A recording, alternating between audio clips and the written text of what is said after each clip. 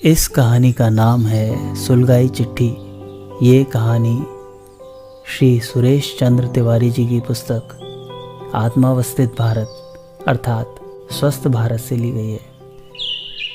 ये कहानी है राम भरोसे की, जो आपकी और हमारी ज़िंदगी से जुड़ी हुई है।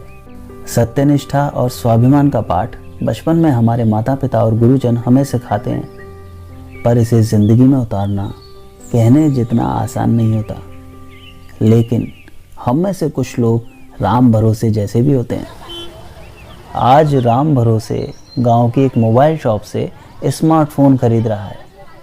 जब से लॉकडाउन लगा, राम भरोसे को काम धंधा भी कभी कभी मिलता है। सूखी रोटी और हरी मिर्च की चटनी उसका छोटा सा परिवार, राम भरोसे, उसकी पत्नी और उसका 15-16 साल का बेटा बड़े प्रेम से साथ बैठकर खाते। पर आज राम भरोसे ने जो थोड़ा बहुत पैसा बचा कर रखा था, वो स्मार्टफोन के लिए दुकानदार को दे दिया और बाकी पैसों को किश्तों में देने का वादा दुकानदार से करता है।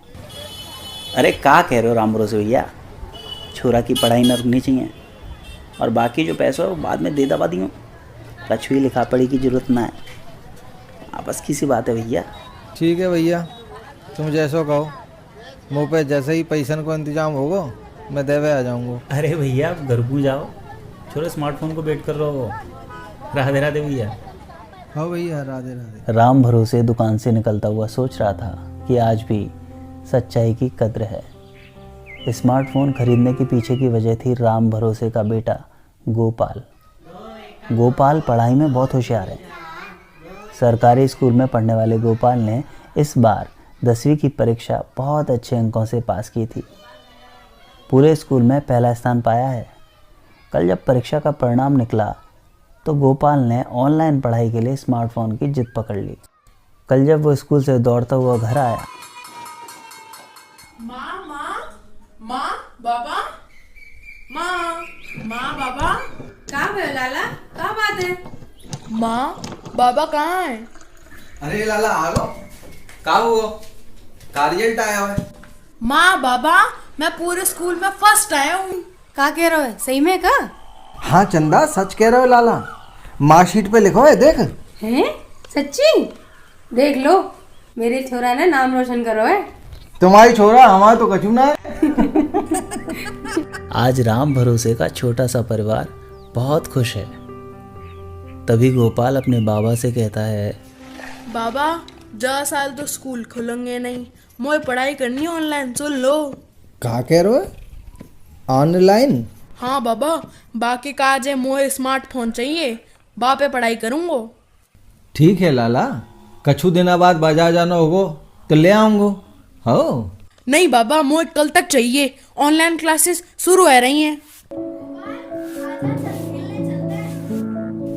राम भरोसे भी गोपाल के लिए स्मार्टफोन लाना चाहता था, लेकिन जब 2 वक्त की रोटी के लिए भी सोचना पड़ता हो तब स्मार्टफोन तो बहुत दूर की बात है। चले जाओ, ले आओ ना बाजार से। सुन लो, मेरे छोरा की पढ़ाई ना रुकनी चाहिए। आज राम भरोसे गोपाल की जिद और पत्नी के बार बार कहने पर ही स्मार्टफोन के लिए तैयार नहीं हुआ था। असल में राम भरोसे 7वीं कक्षा तक ही पढ़ पाया था, इसलिए वो भी चाहता था कि उसका बेटा खूब पढ़े। राम भरोसे की सत्यनिष्ठा और स्वाभिमान के चर्चे पूरे गांव में थे। कुछ दिन पहले की बात है, राम भरोसे एक ठेकेदार के यहाँ मजदूरी कर रहा था। उस दिन ठेकेदार साहब, ठेकेदार साहब। हाँ, क्या बात है? चिनाई का जो मसाला बन रहा है ना, बहुत ही हल्का बन रहा है। कछु दिना में जो बिल्डिंग ले जाएगी। अबे तू मुझे सिखाएगो? तेरे काम के पैसा मैं तुझे दे रहा हूँ, चुपचाप काम कर ले, समझा? फिर ठेकेदार ने राम भरोसे को गालियां देना शुरू कर दिया। राम भरोसे ने अपने स्वाभिमान से समझौता कभी नहीं किया। अब साथ काम कर रहे गांव के साथी बोलने लगे, माया प्रताप के बंदर तो चाहिए ना राम भरोसे भैया। अरे पैसों कमाना है तो थोड़ा बहुत तो सुनना ही पड़ता है। और गरीबन को मारी का भैया, जो अपमान होगा। राम भरोसे मुस्कुरा देता और अपनी निष्ठा से कभी नहीं डिगता।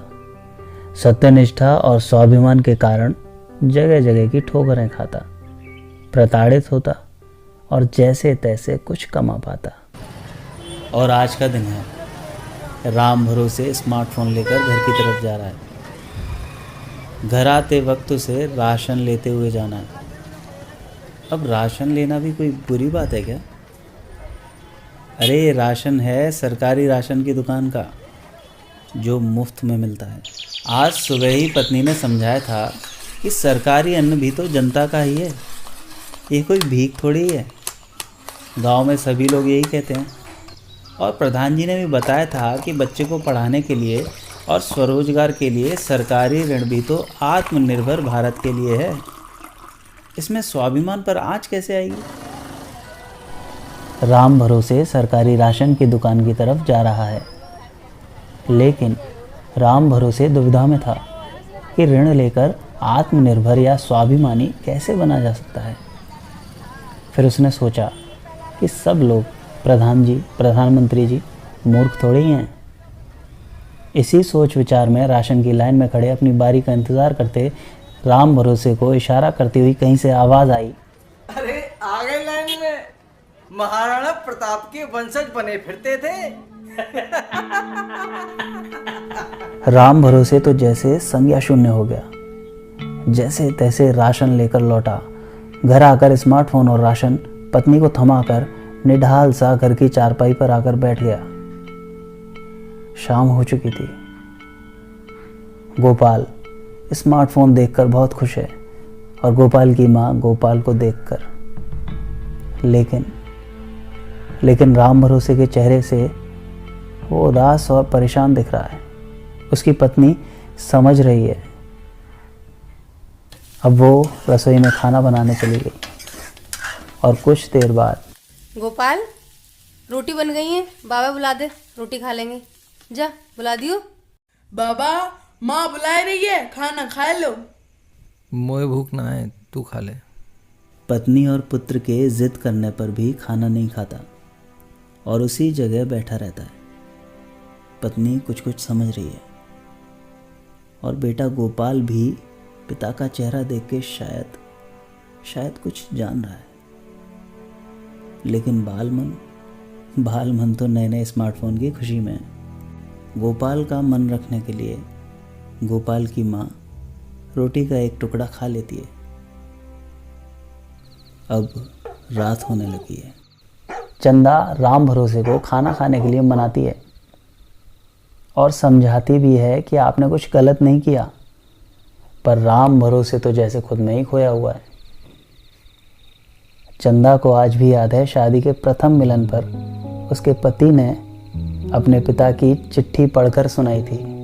चंदा ने पति के सत्यनिष्ठ जीवन में पूरा सहयोग दिया, लेकिन आज बेटे के सुखद भविष्य की सोच के कारण पति से जिद की थी।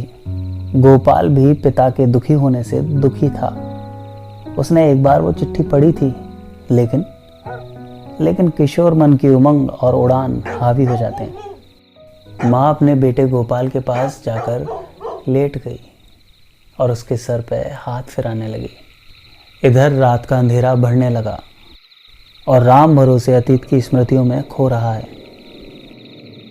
उसके पिता बलवीर ने एक बैंक से संपन्नता के प्रलोभन में सरकारी कर्ज लिया था, जिसे वो चुका नहीं पाए। और एक दिन कुछ सरकारी लोग उसके घर आते हैं। अरे देख क्या रहे हो तुम लोग? दोनों गाय और दोनों बैल खोल लो।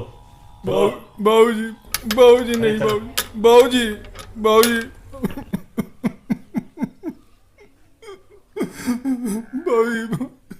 राम भरोसे के पिता बलवीर कुछ दिनों बाद खेती किसानी छोड़कर मजदूरी करने शहर चले गए। वहां से पैसे भेजते और राम भरोसे अपनी माँ के साथ गांव में ऐसी झोपड़ी में रह रहा था। राम भरोसे के माँ बाप उसे पढ़ा लिखा कर बड़ा आदमी बनाने का सपना देख रहे थे। माँ ने उसे एक सरकारी स्कूल में भर्ती करा दिया था और उसे हमेशा सच बोलने की सीख दी। राम भरोसे अब 7वीं कक्षा में आ गया था, तब उसे अपने पिता की पहली चिट्ठी मिली। माँ तो अनपढ़ थी, लेकिन पिता काम चलाऊ लिख पढ़ लेते थे। पिता की चिट्ठी पाकर उसे ऐसा लगा मानो जैसे उसे पिता ही मिल गए हों। उसने वो चिट्ठी माँ को पढ़कर सुनाई। माँ ने राम भरोसे को कहा कि चिट्ठी में लिखी बात को पूरे जीवन याद रखना और निभाना। कुछ दिन बीते और 7वीं कक्षा का परिणाम निकला। राम भरोसे पूरे विद्यालय में प्रथम आया था। खुशी से दौड़ता हुआ घर पहुंचा तो माँ रो रही थी। राम भरोसे के पिता चल बसे थे। कहते हैं पिता का साया सर न हो तो छत खुद ही ढूंढनी पड़ती है। राम भरोसे पढ़ाई छोड़कर मजदूरी खेती करने लगा। कुछ और समय बीता, माँ ने उसकी शादी करवा दी और जल्द ही वे भी चल बसी। राम भरोसे चिट्ठी का मर्म समझने लगा था। जब भी मन अशांत विचलित होता, माँ की सूरत सामने आ जाती और चिट्ठी निकाल के पढ़ लेता।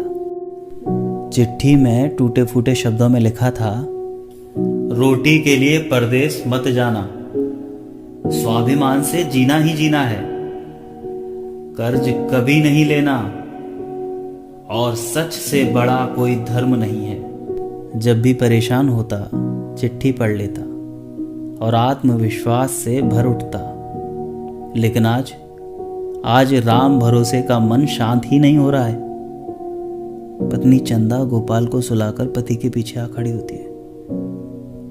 राम भरोसे गहराती रात में अंधे कुएं में जैसे डूबता जा रहा है।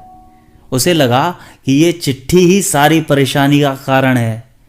मैं इसे जला दूंगा, हाँ मैं इसे जला दूंगा। वो अपनी पूरी ताकत लगाकर उठा और चिट्ठी लाकर माचिस की तीली लगा दी। गोपाल को शहर में नौकरी मिल गई है। अब वो अपने पिता राम भरोसे को साथ ले जाने गांव में आया है।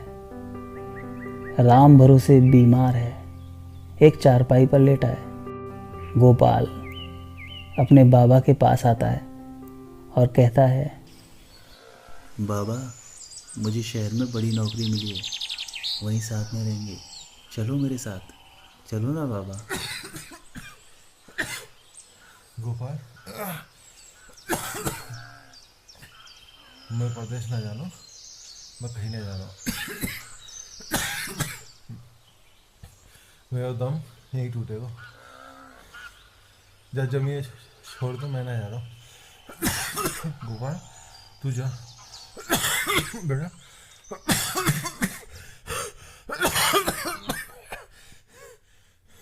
बाबा, बाबा, बाबा, बाबा, बाबा,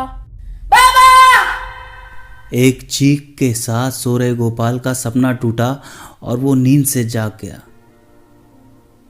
अब वो पिता के पास जाता है, जहां पिता ने माचिस की तीली से चिट्ठी जला दी है। सुलगाई चिट्ठी देखकर पिता के पास आता है। गोपाल की आंखों से आंसू बह रहे हैं।